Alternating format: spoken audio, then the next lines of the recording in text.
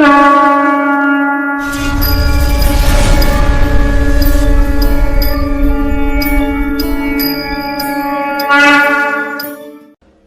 श्री राम, सनातन धर्म की जय हो। आज हम बात करेंगे पंच कैलाश के बारे में।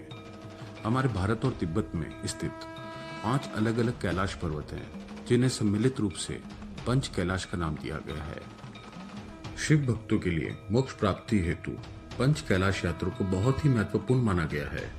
सभी 5 कैलाश हिमालय पर्वत श्रृंखला में स्थित है। अधिकांश यात्री पंच कैलाश यात्रा को सत्य की यात्रा और एक महान आध्यात्मिक अनुभूति का अनुभव मानते हैं। आइए पंच कैलाश यात्रा में सम्मिलित कैलाश पर्वतों के बारे में संक्षिप्त में जानते हैं। आदि कैलाश, जिसे हम छोटा कैलाश भी कहते हैं। आदि कैलाश भारत तिब्बत सीमा के बिल्कुल पास भारतीय सीमा क्षेत्र के अंदर स्थित है। छोटा कैलाश उत्तराखंड के धारचूला जिले में स्थित है। यह क्षेत्र उत्तम प्राकृतिक सुंदरता, शांति और संप्रभुता से भरा हुआ है। यह क्षेत्र बहुत ही शांत है। शांति की तलाश कर रहे यात्रियों के लिए यह स्थान अति उत्तम साबित होता है। बहुत से लोग एक समान रूप के चलते आदि कैलाश और मुख्य कैलाश में भ्रमित हो जाते हैं। आदि कैलाश के समीप एक झील है, जिसे हम पार्वती ताल भी कहते हैं। किन्नौर कैलाश। किन्नौर कैलाश हिमाचल प्रदेश के किन्नौर जिले के किन्नौर घाटी में स्थित है। इसकी ऊंचाई लगभग 6050 मीटर है। इसका अपना एक पौराणिक इतिहास है।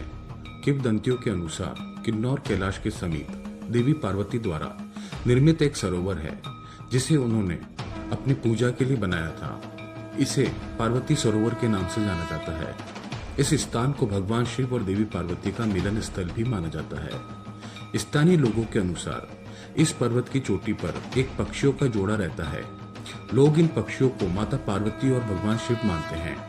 इस कैलाश को बहुत आध्यात्मिक माना जाता है, क्योंकि भले ही पूरे क्षेत्र में कितनी भी बर्फ क्यों न गिरे, पर किन्नौर कैलाश कभी भी बर्फ से नहीं ढकता। श्रीखंड कैलाश। श्रीखंड कैलाश हिमाचल प्रदेश के कुल्लू जिले में स्थित है। समुद्र तल से इसकी ऊंचाई लगभग 5227 मीटर है।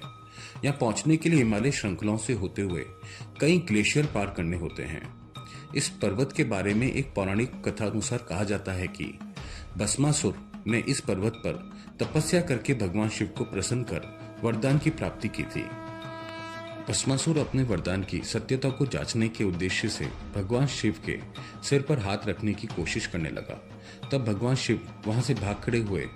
भगवान विष्णु ने मोहिनी रूप धारण करके भस्मासुर के साथ नृत्य करते हुए उसका हाथ उसी के सर पर रखवा दिया और इसी प्रकार भगवान शिव की रक्षा की थी। भस्मासुर इसी पर्वत पर भस्म हुआ था, ऐसा किंवदंतियों में कहा गया है। चंबा कैलाश, जिसे हम मणि महेश कैलाश भी कहते हैं। मणि महेश कैलाश हिमाचल प्रदेश के चंबा जिले में स्थित है। इसी कारण इसे चंबा कैलाश भी कहा जाता है। इसकी ऊंचाई लगभग 5653 मीटर है। ये मुदिल घाटी से 26 किलोमीटर की दूरी पर स्थित है। मणि महेश कैलाश के समीप मणि महेश झील है, जो कि मानसरोवर झील के समांतर ऊंचाई पर बहती है। कैलाश पर्वत, जिसे मुख्य कैलाश भी कहते हैं, महादेव का आवास और ब्रह्मपुत्र, सिंधु, सतलज और कर्णाली नदियों का स्रोत। माउंट कैलाश वो पवित्र स्थल है जिसे दुनिया के केंद्र और स्वर्ग की सीढ़ियों के रूप में संदर्भित किया जाता है।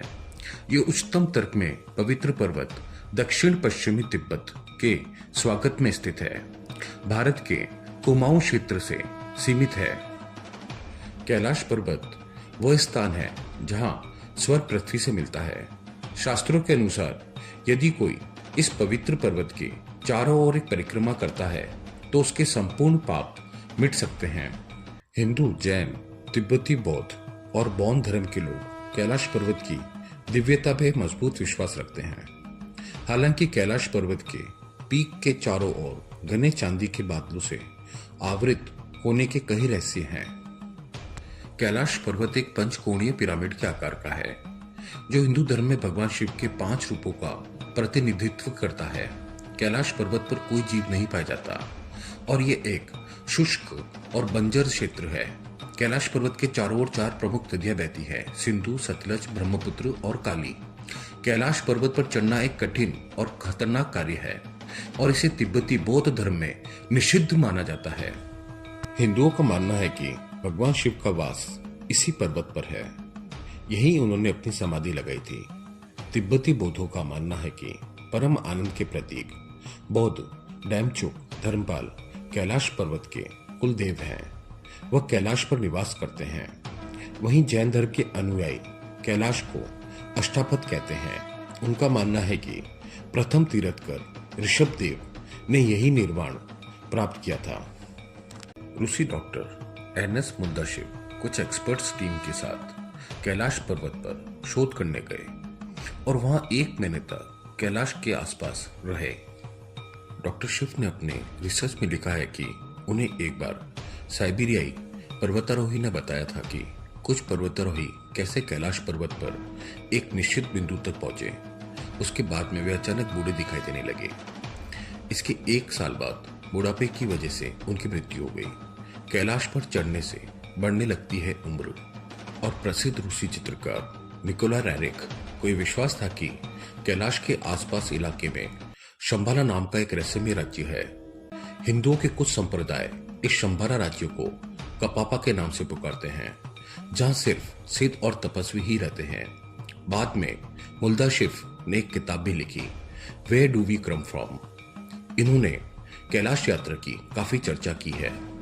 मुल्दाशिव लिखते हैं कि रात की खामोशी में पहाड़ के भीतर से एक अजीब तरह की फुसफुसाहटों की आवाज सुनाई देती है। एक रात अपने दोनों सहयोगियों के साथ मैंने साफ साफ पत्थरों के गिरने की आवाज सुनी थी। यह आवाज कैलाश पर्वत के पेट के भीतर से सुनाई दे रही थी। हमें ऐसा लगा कि जैसे पिरामिड के अंदर कुछ लोग रहते हैं। चारों ओर होता है अलौकिक शक्ति का प्रवाह। मुल्दाशिव बताते हैं कि कैलाश पर्वत के चारों ओर एक अलौकिक शक्ति का प्रवाह होता है, जिसमें तपस्वी आज भी आध्यात्मिक गुरुओं के साथ टेलीपैथी से संपर्क करते हैं। आशा करते हैं कि आपको पंच कैलाश की जानकारी अच्छी लगी होगी। कृपया कर इस चैनल को सब्सक्राइब करें और लाइक करें। जो प्राप्त है पर्याप्त है। जय श्री राम। सनातन धर्म की जय हो।